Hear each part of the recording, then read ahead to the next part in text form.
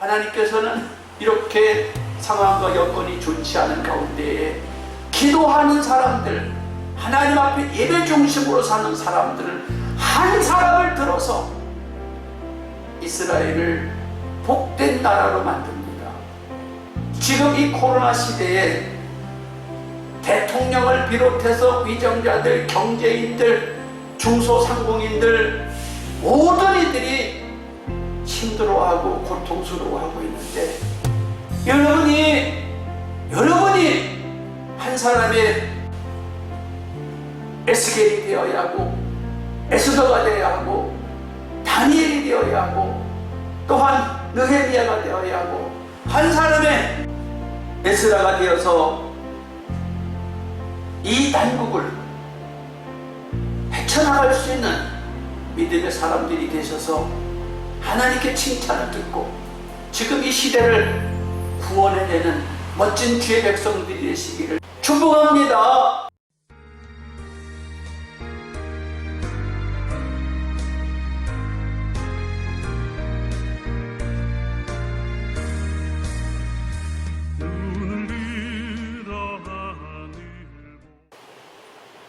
성경 야고보서 2장 14절에서 22절 말씀입니다.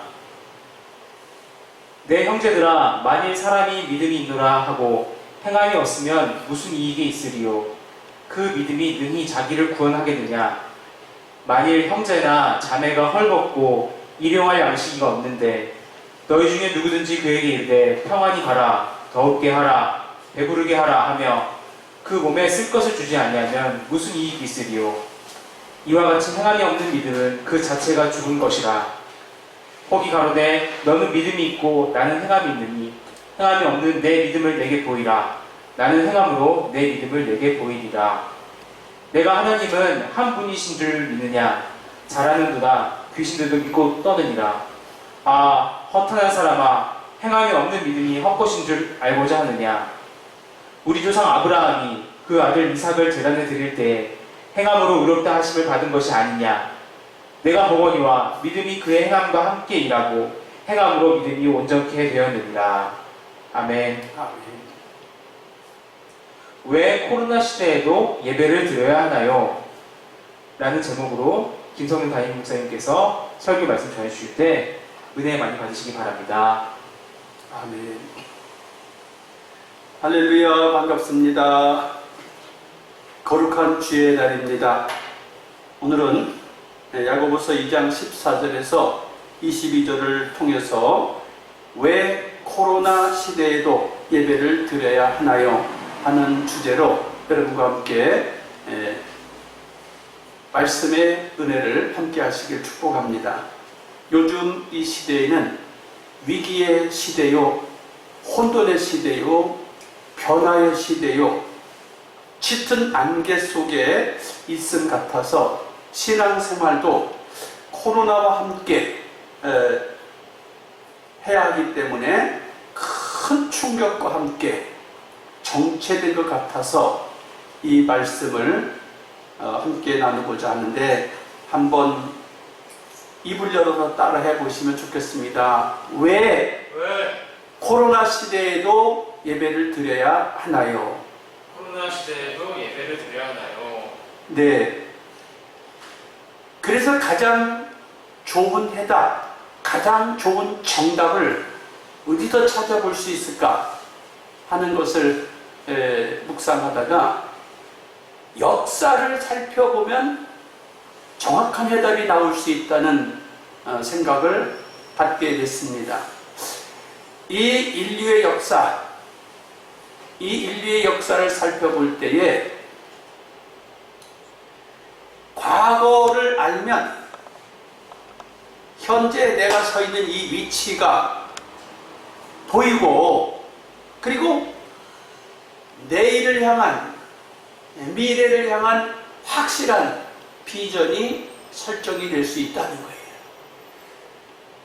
과거도 없이 오늘 내가 있는 것이 아니고 과거가 없이 현재가 있는 것이 아니고 분명히 과거라고 하는 그 흘러오는 뿌리와 그 기초가 현재가 있어진 것이고 미래를 향해서 우리는 눈을 열 수가 있다는 사실입니다. 그래서 우리 사랑하는 귀한 새생명교회 속해 있는 성도님들과 주의 백성들 함께 이 말씀으로 함께 코로나 시대에도 예배를 드려야 되나? 요즘에 젊은이들이 또는 청소년들이 교회에 가는 것을 꺼리고 교회 가는 것이 마치 죄를 짓는 것처럼 이런 의식을 갖고 있다고 합니다. 그래서 많은 목회자들이 이걸 어떻게 풀어야 하는가 하는 것이랍니다. 저 역시 비대면 예배를 드리기 시작해서 성도님들을 볼 수가 없고 성도님들을 만나기가 쉽지 않은 이때에 하나님의 말씀으로 함께 풀어간다면 좋은 해답과 함께 우리가 어떻게 이 상황에 서 있어야 하는지를 발견할 수 있을 줄 믿습니다. 성경, 신구약 성경 3500년 모세 때, 아브라함과 모세 때에서부터 시작해서 예수님 때, 2000년 전 예수님 때, 그리고 현재 상황을 우리가 살펴보면서 이 사람들은 그 시대마다 얼마나 많은 변화가 있어 왔습니까? 정말 상상을 초월하는 변화가 있어 왔을 때마다 이 사람들은 어떤 자세를 취했든지 살펴보고자 합니다. 창세기 4장 1절에서 4절을 보면 인류 최초의 아담과 그 아들 가인과 아벨은 에덴 동산에서 쫓겨났습니다. 너무너무 사람이 살기에 가장 좋은 환경과 상황과 여건 속에 있다가 에덴 동산에서 쫓겨난 후에 원망과 불평으로 지낸 것이 아니라 쫓겨난 뒤에 가시와 엉겅퀴와 추위와 더움과 심음과 애를 낳는 고통과 땀 흘리는 수고와 노동이 있음에도 불구하고 이들은 예배를 드렸다라고 기록되어 있는 것을 봅니다. 또한 창세기 8장 20절에 보면 인류가 타락해서 하나님 말씀을 듣지 아니하니까 하나님께서는 노아의 가족을 제외한 모든 인류를 홍수로 다 멸해 버렸습니다. 우리 지금 당하는 이 코로나는 노아 홍수와는 게임도 안 되는 일이고 비교도 안 될 만한 상상할 수 없는 큰 정말로 위기였습니다. 그때 노아의 가족만 구원을 받았는데 노아의 가족이 방주에서 나오자마자 온 인류는 물로 다 죽었는데 노아의 가족은 방주에서 나오자마자 하나님 앞에 남아있는 그 짐승을 가지고 예배를 드렸다. 그리고 그 아들들도 예배를 드렸다라는 것입니다. 창세기 12장, 25장, 28절을 보면 아브라함과 이삭과 야곱, 믿음의 족장들이 있어 왔습니다. 이들은 믿음의 족장들로서 시대를 흘러가면서 하나님이 부르시는 그 부름 앞에 쫓아가면서 많은 수가 아니고 자기 가족 중심으로 예배를 드렸고 하나님을 섬겼다는 것이에요. 출애굽기 1장 15절에서 21절을 보면 애굽의 사람들이 아브라함의 후손이 야곱의 후손이 살러 갔는데 숫자가 점점 늘어나니까 애굽 사람들이 히브리 사람들이 두려워져서 사내 아이를 낳으면 죽이라 하고 여자아이면 살리라 하는 이런 비극 같은 참으로 상상할 수 없는 핍박의 시대에 이들은 산파가 있었는데 산파들이 하나님을 경외하는지라 사내 아이를 엎어서 죽이지 못하고 하나님을 경외함으로 애굽 왕의 말을 듣지 않았다. 그랬더니 하나님께서 이 히브리 산파들 축복하셔서 그들의 가정에 복을 내렸다라고 기록하고 있습니다. 또한 출애굽기 2장 그리고 14장에 보면 여호수아를 중심으로 해서 가나안 땅을 정복하는 과정, 가나안 땅을 정복해서 땅을 분배해서 살아가는 이 과정 속에서 보면 우리 이스라엘 백성들이 이적과 기적을 통해서 출애굽을 했고 이적과 기적을 통해서 가나안 땅을 정복했어요. 그때에 이스라엘 백성은 하나님을 높여 찬양했고 온 백성이 찬양과 경배를 드렸다는 사실을 볼 수 있습니다. 또한 종살이에서 노임을 받게 해준 이유, 자유를 준 이유가 잘 먹고 잘 입고 잘 사는 데만 목적이 있는 것이 아니고 하나님을 경외하라고 종에서 해방시켜줬다는 사실입니다. 오늘 우리 이 시대를 살아가는 성도 여러분, 잘 먹고 잘 입고 잘 살고 부해지는 데만 목표가 있어지면 안 되고 우리가 형편이 좋아지면 좋아질수록 상황이 좋아지면 좋아질수록 어떻게 하나님을 더 잘 경배하고 섬길까를 우리가 살펴보아야 한다는 교훈을 주고 있습니다. 출애굽기 20장에서 34장 무려 14장에 걸쳐서 이스라엘 백성이 광야에서 어떻게 살아야 할지, 장차 가나안 땅에 들어가서 어떻게 살아야 할지 그 법규와 규범과 십계명, 율례와 법도를 주십니다. 그때 이들은 성막을 만들고 말씀 중심, 법계 중심으로 살아가게 됩니다. 광야 생활에서 이스라엘 사람들이 딱히 무엇을 했다는 게 없어요. 수고하고 땀 흘려서 농사를 지었거나 길쌈을 했거나 공장을 지었다거나 무역을 했다는 이야기가 없습니다. 광야에서 그 누구와도 교류를 하지 않았고 사막 한가운데서 하나님이 주시는 물과 하나님이 주시는 만나 메추라기를 먹으면서도 40여 년 동안 아무런 문제가 없었고 그래서 그 40여 년 동안의 광야 생활은 참으로 고통스러웠지 않았나라고 생각할 수 있지만 그것이 아니고 하나님의 말씀으로 인생이 살아가야 한다는 걸 보여주는 말씀으로 살아가는 것이 인생의 삶의 가장 복된 것이라는 것을 교육하는 기간이었다고 생각할 수 있습니다.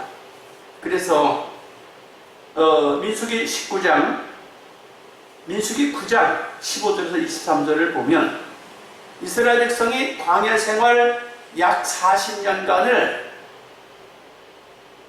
법궤가 중심으로 진을 치고 이스라엘 백성이 12지파가 살아가는데 하늘에서 구름 기둥이 뜨면 가차없이 법궤가 구름 기둥과 함께 움직이고 불기둥이 뜨면 불기둥과 함께 이스라엘 백성이 움직여갔습니다. 신기하지요. 그런데 구름 기둥과 불기둥이 안 움직이고 1년이고 2년이고 머물러 있으면 그냥 그 자리에서 그냥 살아가고 갑자기 오늘도 움직이고 내일도 움직이면 여전히 구름기둥 불기둥을 따라 오늘도 움직이고 내일도 움직였다는 거예요. 그래서 그리스도인들의 생활이 무엇이냐? 그리스도인의 생활은 하나님의 중심, 말씀의 중심, 성령의 중심이라는 거예요. 교회 중심이라는 거예요. 말씀이 움직이면, 성령이 움직이면, 성령이 교훈하시면 그대로 따르고 그대로 멈췄다는 사실을 민수기에서 약 40년간의 이스라엘 생활이 하나님의 말씀이 기준이었다는 것을 보여주고 있습니다. 또한 여호수아 3장 7절에서 12절 보니까 이스라엘 백성이 가나안을 정복할 때에 전쟁하러 나갈 때는 반드시 제사장들이 법궤를 메고 가장 앞서 갔다. 전쟁하러 나갈 때 하나님의 중심이요 말씀의 중심이요 성령의 중심이 되신 법궤를 모시고 제사장들이 먼저 전진했다. 그 뒤에 모든 이스라엘이 뒤따를 수 있었다는 거예요. 우리 성도님들이 삶의 일정 속에서 하나님의 말씀을 앞세우고 인생을 살아가야 하고 인류를 번성시켜 가야 하고 인생들이 확장되어 나가야 한다는 사실입니다. 또한 이제 가나안 정착 후에 주변 나라들과의 함께 살아가는 과정 속에서 블레셋과 전쟁이 있게 되고 주변 나라와 전쟁을 하게 될 때에 사사 시대와 이제 엘리 사무엘 시대가 있어지는데 이때에도 이스라엘 백성은 하나님께 물었다라는 표현이 많이 나와요. 사사기 1장 1절부터 하나님께 물었다. 또한 이제 사울 왕도 하나님께 물었다. 또 다윗 왕도 하나님께 물었다. 이스라엘의 모든 열왕들이 문제가 있을 때마다 하나님께 물었다. 하나님께 묻는다. 하나님이 전쟁이신가? 꼭 그런 식으로 등장합니다. 사사시대에서부터 열왕시대에 문제가 있을 때마다 하나님께 물었다라는 표현이 나와요. 그럼 물었다는데 뭘 어떻게 했느냐? 제사장이 입는 에봇에, 제사장이 입는 이 에봇의 겉옷에 여기에 12지파를 상징하는 보석이, 12보석이 가슴에, 제사장 가슴에 있었는데 그 가슴에 12지파 상징하는 것 위에 그 속에 또 우림과 둠임이라고 하는 길흉을 판단하는 길흉, 좋은 일이냐 나쁜 일이냐 해야 하느냐 말하냐 하는 것을 결정하는데 우림과 둠임이라고 하는 게 제사장의 흉패 속에 있었다. 그래서 에봇을 입고 백성들 앞에 제사장이 나갔는데 항상 하나님 앞에 물었다는 거예요. 그래서 이스라엘의 전쟁이 일어날 때 싸우러 가야 합니까? 또 이스라엘 사람들 중에 병이 들었으면 하나님 고쳐주실 수 있습니까? 라고 물었다는 거예요. 그래서 이 우림과 둠임, 이스라엘 백성은 사사시대 내내 쭉 또 왕정시대에도 하나님께 물었다는 것은 하나님을 중심으로 예배하고 살았다는 표시입니다. 사무엘상 4장 5장 6절에 보면 이제 왕정시대가 왔을 때에도 전쟁하러 나갈 때는 반드시 법궤를 모시고 나갔어요. 사사시대에도 전쟁하러 나갈 때는 법궤를 모시고 나갔어요. 그럼 법궤가 무슨 칼이요 방패요 무기가 되십니까? 그렇지 않습니다. 모세의 십계명과 만나 항아리가 들어있었습니다. 아론의 쌍난지팡이가 들어있었습니다. 근데 그게 무슨 능력이요 그게 무슨 힘이 있겠습니까? 그런데 그 법궤에는 하나님의 말씀, 하나님을 상징하는 의미가 부여되어 있었는데 전쟁하러 나갈 때는 하나님의 앞에 모시고 나갑니다 라고 하는 그런 상징의 의미를 가지고 있었는데 마음의 진심으로 하나님을 섬기지도 않고 믿지도 않으면서 엘리의 아들들이 법궤를 앞에 세우고 전쟁하러 나갔습니다. 이길 줄 알았어요. 그런데 이기기는커녕 법궤는 빼앗겼고 엘리 제사장의 아들 두 아들 비나스와 홈리는 전쟁터에서 죽고 맙니다. 이 비극이 발생이 되었어요. 그 후로 법궤가 블레셋에 머물었는데 블레셋에서 다곤 신전으로 옮겨졌을 때 다곤 신에 잡아뜨렸고 그 다음날 다곤 신을 일으켰더니 또 그 다음날 가서 문을 열어보니 다곤신이 이젠 아예 목도 부러지고 팔다리가 부러져 버렸어요. 그래서 블레셋 다곤 제사장들이 안 되겠다. 이 법궤를 우리가 있을 수 없다 해서 이 법궤를 모셔가라. 어떻게 모셔가냐? 모셔가는 과정에 우여곡절이 많아서 법궤가 움직일 때 쳐다보면 죽고, 법궤가 움직일 때 만져보면 죽고, 그래서 더 이상 사람들이 쉽게 생각할 문제가 아니라고 했어요. 이유가 뭐냐? 하나님의 법궤를 아무렇지도 않게 그냥 껍데기 하나님으로 생각하고 상대를 하면 능력이 나타나지 않지만, 하나님의 상징은 스스로 능력을 발휘하셔서 다곤신을 부러뜨리고 잡아뜨리고 사람을 죽이고 사람을 함부로 취급하지 못하게 하셔서 법궤 스스로가 자기를 보호하고 자기를 이겨나가시는 것을 봅니다. 이 무엇인가요? 스스로 계신 하나님이 스스로 온 인류의 왕이시라는 걸 보여주는 것입니다. 이때에 법궤를 메고 전쟁에 나가기도 했지만, 또 사무엘하 6장, 7장, 8장에 보면 다윗이 왕이 되어서 이스라엘을 통치하고 살아갈 때 너무너무 평안해서 더 이상 전쟁터에 나가지 않아도 됐고 모든 것이 안정되어 있는 이때에 다윗은 하나님의 법궤를 생각하게 됩니다. 하나님의 법궤를 우리 왕궁으로 모셔오면, 예루살렘으로 모셔오면 예루살렘이 복을 받고 형통하게 되지 않겠는가, 이스라엘이 복을 받고 형통하게 되지 않는가 라고 해서 법궤를 모시고 오게 됩니다. 이때 법궤를 모시고 오게 되니까 그 법궤가 머물고 이스라엘이 복을 받기 시작하는데, 다윗이 어디로 가든지 무엇을 하든지 하나님이 이기게 하셨고 형통하게 하셨다는 이야기를 하면서, 다윗은 더 이제 내가 하나님의 집을 지어드려야지, 나는 너무 좋은 백향목 궁전에 살고 있는데 하나님의 법궤는 텐트 속에 휘장 가운데 있다고 생각하니 마음이 아파서 성전을 지어드려야지 라고 생각을 하게 되었습니다. 이때 하나님께서는 다윗에게 네가 성전을 지을 수 없다. 나는 평화의 하나님이지 나는 피를 흘리는 자의 하나님이 아니다. 너는 성전을 지을 수 없다. 네 아들이 성전을 지을 것이다. 그러면서 네가 성전을 지으려고 마음먹은 그것만은 너무너무 귀하다. 그러면서 하나님은 축복하십니다. 너와 내 후손이 대대로 왕 노릇하게 할 것이다.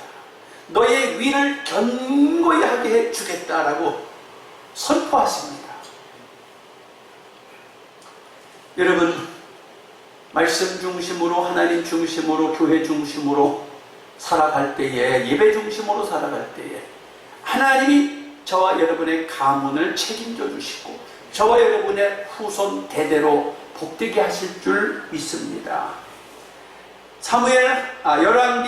열왕기상 8장, 솔로몬이 성전을 봉헌한 후에, 성전을 완공한 후에 너무너무 감격해서 하나님 앞에 기도합니다. 그때 기도할 때의 내용이 너무너무 멋있어요.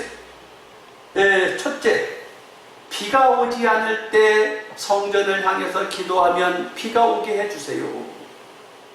온 땅에 기근이 들어서 먹고 마실 게 없게 되고 배가 줄이게 되거든요.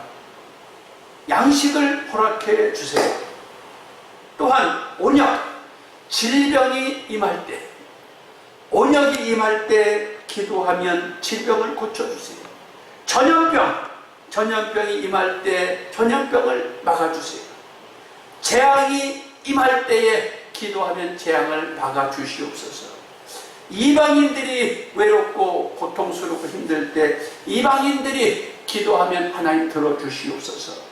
전쟁에 나갈 때 성전을 향해 기도하면 전쟁에 승리하게 해주세요. 또 전쟁에 나갔다가 이기지 못하고 패하여 식민지가 되고 종이 되었을 때에 예루살렘 성전을 향하여 기도하면 들어주시옵소서 라는 이런 기도를 하게 됩니다. 이 솔로몬의 기도대로 놀라운 일이 전개됩니다. 열왕기상 18장에 보면 거짓 선지자 850명과 하나님의 선지자 엘리야가 비가 오지 않는 게 누구 때문이냐? 이 기근의 문제, 비가 오지 않는 문제가 누구 때문이냐? 거짓 선지자들은 하나님의 선지자 엘리야 때문이라고. 엘리야는 하나님을 섬기지 않는 거짓 선지자 너희들 때문이다. 왕 때문이다. 하고 진실한 예배를 드려보자. 진실한 예배를 드렸을 때 응답받는 예배가 참 하나님이다. 참 신이다. 백성들은 그때까지만 해도 거짓 선지자를 쫓아서 섬기는 자가 많았고 참 하나님 여호와를 섬기는 엘리야를 따르는 사람은 많지 않아서 엘리야가 이렇게 고백합니다. 하나님을 섬기는 자는 나 하나밖에 없습니다. 그런데 대결을 했을 때 엘리야의 제단에 불이 내렸고 엘리야의 기도에 비가 내렸습니다. 여러분, 이 코로나 시대에 예배를 드리기가 어렵습니까? 사업을 하기가 어렵습니까? 진취적으로 앞을 전망하기가 어렵습니까? 하나님에게 달렸습니다. 하나님을 예배할 때 하나님이 길을 열어주실 줄 믿습니다. 다 부도가 나고 다 앞길을 전망할 수 없습니다. 한치 앞을 할 수 없습니다. 할 때에 엘리야가 하나님 나 하나밖에 없습니다. 이 처참한 수치를 아시지요? 그래요 여러분, 코로나 시대에 굳이 교회를 가고 굳이 예배를 드리고 굳이 뭐 하나님 말씀을 전해야 되고 전도를 해야 되고 이런 생각을 할 필요가 있겠느냐, 하나님 앞에 단을 쌓을 수 있겠느냐 라고 여러분이 생각할 수 있겠지만 말씀을 보세요. 열왕기상 18장을 보세요. 참 하나님이 누군가? 참 하나님이 누군가? 하늘에서 불이 내리게 하고 3년 가뭄에 비가 내리게 하시는 분은 여호와 하나님이다 했습니다. 예레미야 33장 2절 3절에 보니까 예레미야가 감옥에서 이스라엘 백성들에게 하나님을 떠나고 하나님을 가까이 하지 않고 하나님 앞에 예배하지 않으면 나라가 망합니다. 나라가 망합니다. 선포하는데 듣지 않습니다. 하나님을 향해 부르짖으라고 합니다. 이를 행하는 여호와, 그것을 지어 성취하는 여호와, 그 이름을 여호와라는 자가 이같이 이르노라. 너희는 내게 부르짖으라. 내가 내게 응답하겠고 크고 비밀한 일을 보이리라 말씀하고 있는데 안 들어요. 안 들어요. 예레미야는 감옥에 갇혔고 감옥에 갇힌 예레미야는 계속해서 이스라엘을 향해서 기도합니다. 여기서 감옥에 갇혔다는 얘기를 하면서 간증을 하나 하고 싶은 생각이 있습니다. 백석교단에 김경식 목사님이라고 하는 분이 계시는데 그는 소아마비 장애를 가지고 계셔서 휠체어나 지팡이를 짚고 살아야 하는 분인데 어릴 때부터 엄마의 기도로 성장했지만 한때는 사업을 했지만 잘 돼서 그만 노름판에 가서 돈을 다 쓰고 있는데 노름하다가 잡혀 들어가서 감옥에 갇혀 있는 동안에 엄마가 전해준 성경을 보고 하나님을 믿는 사람이 어떻게 해야 될 줄을 알게 되고 결심을 하게 됩니다. 이때에 김경식 목사님은 하나님을 위해서 살아야 하겠다, 하나님을 위해서 살아야 되겠다고 마음을 정하고 하나님에 대해서 작정하고 결단코 믿음을 떠나지 않겠노라고 하고 신학을 공부하고 목회를 시작하게 되면서 장애인인 그분이 장애인 교회를 세우게 되고 장애인 복지시설을 세워서 지금 11개의 복지재단이 있다고 합니다. 약 700여 명의 직원들이 있다고 합니다. 얼마나 놀라운 일입니까? 감옥에 갇혀 있어서 하나님 중심으로 살아야 되겠다고, 말씀 중심으로 살아야 되겠다고 한 사람이 결단을 하니까 수십 년이 지난 지금 한국의 많은 사람들이 인생을 멋지게 살게 되고 장애로 태어난 사람들이 혜택을 입고 많은 이들이 직원으로 쓰임을 받고 있는 한 사람의 변화. 에레미야의 외침을 듣지 않았던 이스라엘은 결국은 나라가 망하고 바벨론 포로 시대를 만나게 됩니다. 바벨론 포로 시대를 만났을 때에 에스라 7장, 느헤미야 1장, 에스더 4장, 다니엘 1장을 보면 에스라는 이스라엘 백성을 말씀으로 가르치기를 결심합니다. 또한 느헤미야는 이스라엘의 성전을 재건하겠다고 금식하며 기도합니다. 에스더는 죽으면 죽으리라고 금식하며 이스라엘 백성을 살리겠다고 결단을 합니다. 다니엘은 포로의 백성으로 끌려갔으면서도 하나님의 말씀으로 살아서 나를 더럽히지 않겠다고 결단합니다. 하나님께서는 이렇게 상황과 여건이 좋지 않은 가운데에 기도하는 사람들, 하나님 앞에 예배 중심으로 사는 사람들을 한 사람을 들어서 이스라엘을 복된 나라로 만듭니다. 지금 이 코로나 시대에 대통령을 비롯해서 위정자들, 경제인들, 중소상공인들 모든 이들이 힘들어하고 고통스러워하고 있는데 여러분이 한 사람의 에스겔이 되어야 하고 에스더가 되어야 하고 다니엘이 되어야 하고 또한 느헤미야가 되어야 하고 한 사람의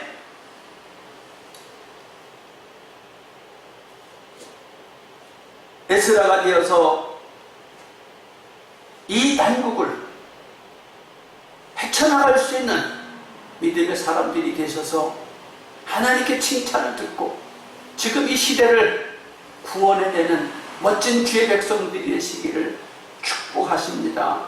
축복합니다. 꿈꾸세요. 꿈을 꾸시길 축복합니다. 마음의 그릇을 넓혀 보시길 바랍니다. 믿음의 눈을 열어서 하늘을 보시길 축복합니다. 욥기서 42장 2절에서 6절을 보면 욥이 애매히 고난을 받았습니다. 왜 고난을 받는지, 왜 망하는지 알 수도 없이 망했습니다. 환난을 왜 당하는지 알 수도 없이 당했는데 욥이 고백합니다. 무소불능하신 하나님, 무소불능하신 하나님, 안 계시고 곳이 없고 무엇이든지 못할 것이 없으시고 못 이루실 경영이 없는 전능하신 하나님을 내가 믿습니다. 욥이 그렇게 고백하면서 나의 처참하게 무너진 이 상황에서도 하나님은 못하실 게 없습니다. 회개하고 기도하고 주님을 찾고 예배하는 욥 한 사람을 통해서 다시 아시아의 최고의 부자로 일으켜 세우시고 최고의 하나님의 사람으로 의인으로 세우시는 걸 볼 수 있습니다. 지금 코로나 시대를 인하여 59년 만인가 4차 추경을 해본 일이 없다고 합니다. 정부에서도 4차 추경을 해본 적이 없다고 해요. 혹시 문제가 생겨서 1차 추경, 2차 추경은 있을 수도 있었지만 4차 추경을 지금 하고 백성들에게 이 나라를 지켜가려고 애쓰고 있는 이 상황에 여러분, 이것을 해결하실 분이 여호와 하나님이신 줄 믿습니다. 저도 또한 목회를 하면서 위기를 당한 적이 있었습니다. 교회가 팔려나가고 살 길이 막막해졌을 때 누구에게 도움을 요청한다고 해결될 문제가 아니었습니다. 그래서 제가 한 3개월 동안 불렀던 찬양이 있어요. 험한 시험물 속에서 나를 건져주시고 노한 풍랑 지나도록 나를 숨겨주소서. 주여 나를 돌아보사 고이 품어주시고 험한 풍파 지나도록 나를 숨겨주소서. 권세 능력 무한하사 모든 시험 이기고 풍랑조차 복종하는 내 주 앞에 비오니 주여 나를 돌아보사 고이 품어주시고 험한 풍파 지나도록 나를 숨겨주소서. 아멘. 그래요. 우리 하나님은 못 이루실 경영이 없으십니다. 아무리 코로나 시대가 어렵고 정부에서는 4차 추경을 하고 중소기업에서는 가망이 없다고 하는데 여러분, 전능하신 하나님 앞에 이럴 때 예배하지 아니하고 이럴 때 기도하지 아니하고 이럴 때 전능하신 하나님 앞에 손 내밀지 아니한다면 여러분, 이 위기를 극복할 수 없습니다. 이럴 때 주의 종의 말을 여러분 귀담아 들으십시오. 주의 종의 말은 한 인간의 말이기보다 하나님의 뜻을 선포하는 메시지입니다. 그래서 코로나 시대에도 예배를 드려야 할 줄 믿습니다. 요나서 학계에서 더 할 일이 많은데 신약 성경으로 가서 말씀을 함께 생각해 보겠습니다. 마태복음 8장 9장에 보면 예수님께서 이렇게 말씀하십니다. 내 믿음대로 될지어다. 내 믿음이 너를 낫게 했다. 내 믿음대로 되라. 이렇게 똑같이 비슷한 말씀을 하십니다. 믿음대로 된다. 믿음대로 되라. 믿음대로 된다. 라고 말씀하시는데 누구에게?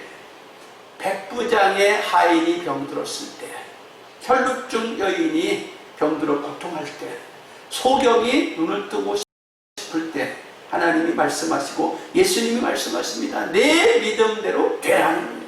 이 코로나 시대에 예배하지 아니하고 하나님 찾지 아니하고 여러분 이겨낼 수가 없고 멋지게 성공할 수 없습니다. 여러분 믿음의 반열에 서시고 예배자의 대열에 서시기를 주님의 이름으로 축복합니다. 예수님의 제자 바울을 봅니다. 바울은 이렇게 합니다. 나는 죄인입니다. 나는 죄인 중에 괴수입니다. 라고 말하면서 바울은 하나님 나라에 하나님의 교회를 세우는 일에 평생의 목숨을 바칩니다. 요한은 사랑받는 제자인데 처음에는 성질이 불같은 사람이었지만 사랑의 사람이 되어서 온 성도들에게 영혼이 잘 되기를 축복합니다. 말씀 앞에 서시기를 축복합니다. 사랑하는 성도들에게 예배자로 설 것을 권면합니다. 그리고 요한은 밤모섬에서 생애를 주님과 함께 예배하면서 마칩니다. 말씀의 결론을 드리겠습니다. 이 코로나 시대에 왜 예배를 드려야 되느냐고요? 3500년의 역사를 살펴볼 수 있었습니다. 상상할 수 없는 고난의 시대, 위기의 시대, 말할 수 없는 안타까운 시대에, 상상할 수 없는 시대의 혼란 속에서도 이스라엘 백성은 예배하는 일에, 기도하는 일에, 말씀 중심으로 사는 일에, 성령의 인도함을 받는 일에, 믿음으로 사는 일에 있어서 한치의 양보도 없었고, 그 사람들이 시대를 이끌어왔고, 지금 이 시대에도 코로나 시대에 무슨 교회를 가느냐, 코로나 시대에 무슨 하나님을 믿느냐, 코로나 시대에 하면서 과학적으로, 의학적으로, 여러분 물론 과학적으로, 의학적으로 우리가 참고해야 하고 그것에 따라서 우리도 해야 할 것이 많습니다. 그러나 중요한 것은 말씀에 의지하여 예배하는 일이라도 양보할 수 없어요. 털끝만큼도 물러서서는 안 됩니다. 예배하는 자가 시대를 정복하고 시대를 이끌어갈 수 있고 하나님 앞에 예배하는 자가 미래를 열어갈 수 있다고 확신합니다. 이 시간에 코로나 시대에 주저하지 마시고 불안해하지 마시고 염려하지 마시고 아버지께 나와 기도하고 아버지와 손잡고 이 시대를 열어가는 새생명교회 성도님들, 또 예수 믿는 우리 모든 그리스도인들 시대를 이끌어갈 수 있기를 주님의 이름으로 축복합니다. 기도하겠습니다. 살아계신 아버지 하나님, 이 충격이 크고 위기요 변화요 혼돈의 시대, 충격과 정체가 된 것 같은 때에 코로나 시대에도 예배를 드려야 하나요? 그렇습니다. 4500년의 역사를 살아볼 때에 예배하지 않고는 내일을 얘기할 수 없습니다. 내일을 열어갈 수 없습니다. 오 살아계신 아버지 하나님, 사랑하는 귀한 주의 권속들에게, 사랑하는 주의 백성들에게 예수 이름으로 예배하며 성령의 인도함을 받으며 살아갈 수 있도록 축복하셔서 이 시대에 귀한 주의 그리스도인 리더자들이 되게 하시고 미래를 열어가는 비전의 사람들이 되게 하시고 하나님과 동행하는 귀한 백성들이 되게 하옵소서. 이제는 예수 그리스도의 은혜와 하나님 아버지의 극진하신 사랑하심과 성령님의 감동과 교통 역사하심 은혜가 주를 사랑하는 귀한 주의 백성들 머리 위에, 주의 백성들의 생업과 자녀손들 위에, 몸된 교회와 이 나라 이 민족 위에 이제부터 영원토록 함께 있을지어다. 아멘.